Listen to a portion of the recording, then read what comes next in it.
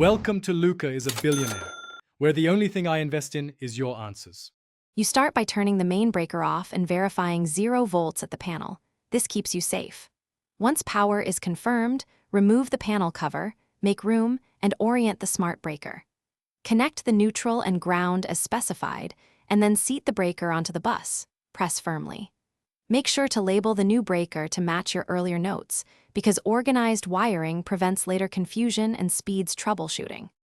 Next, attach the incoming line conductor to the breaker's line terminal, tighten to the torque specified, 2 loose risks heat, 2 tight risks damage.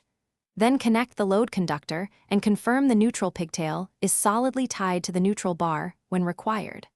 Once wired, organize and dress cables away from moving parts. Make sure to follow the manufacturer's wiring diagram for any communication or sensor wires. Finally, restore the main power and watch the breaker LED. If it lights normally, proceed to pair it with the app. Once paired, run a controlled load test and verify the breaker reports consumption and responds to remote commands. This confirms both wiring and network.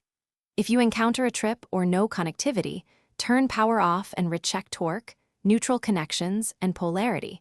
Then confirm Wi-Fi credentials and signal strength, because those are the most common failures.